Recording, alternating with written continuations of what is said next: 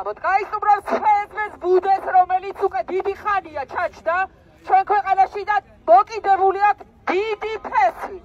ეს ფესი მთლიანად გვაქვს ამოსახები და ბოლო ამის იქნება ბიზინა და მისი დამქაშები. ყველამ უნდა გავიაზროთ რა არის ჩვენი ბრძოლის ეპიცენტრი.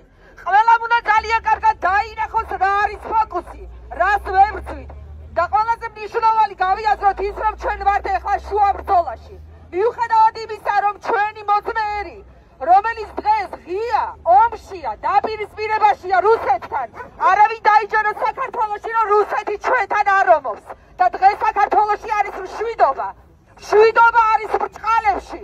იმიტომ რომ საქართველოს მოქალაქეები, რომლებიც აყენებენ მოთხოვნებს აქ და მას არ ითვალისწინებს მიტაცებული სახელმწიფოს ის, რა ვიცი, ფეოდალი ბიზინა ივანიშვილი. საჭიროა რომ გავაგებინოთ, რომ ყველანი ვინც აქ ვდგავართ, მას არ ვემორჩილებით, იმიტომ რომ ეს არის არალეგიტიმური რუსული ძალა, რომელიც პირდაპირ იმართება მოსკოვიდან. ამიტომ მინდა რომ გაიაზროთ და ყველამ ძალიან კარგად გავიგოთ, რასთან გვაქვს შეხება. არავითარ შემთხვევაში არ არის მარტო ბიზინა ივანიშვილი და ქართული ოცნება ჩვენი მტერი.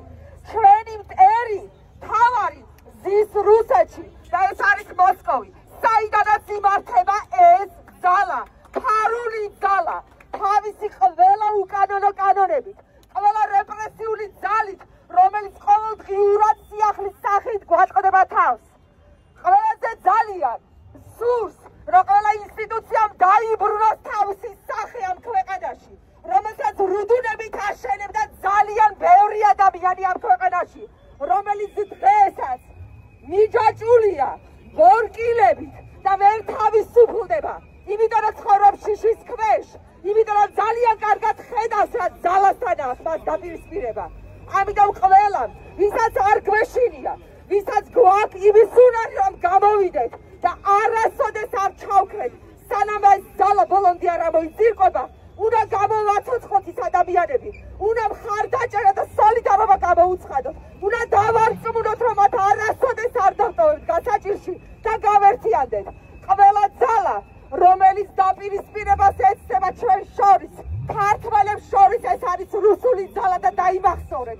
ყველა ვინც ყურში გიჩურჩულებს, ყველა ვინც მოდის და ფუსფუსებს, რომ არაფერი არ გამოგვივა, იმიტომ რომ ოდითგანვე დაპირისპირებული ერი ვიყავით. ეს არის რუსული ნარატივი, რომელსაც საუკუნეების განმავლობაში დებდა ქართველი ადამიანის თავში და ეს არის ტყვილი, იმიტომ რომ ყველა ქართველი აქამდე მოვედით იმით, რომ ვიყავით ერთმანეთის გატანაზე, ერთმანეთის მიმართ სოლიდარულები და უვალეს გაცილებით მძიმე პირობებში ვეთქით ხალხში ერთმანეთს. ამიტომ არ დაიჯეროთ და ნებისმიერი ძალები, რომლებიც მოვლენ და გეტყვიან, რომ თქვენ ვერ გაერთიანდებით, ეს არის ტყვილი და მას ეგრევე გაეცით პასუხი. იყავით მზად, იყავით სუფთა, იყავით აბსოლუტურად მართლები და ჩვენ აუცილებლად გავიმარჯვებთ.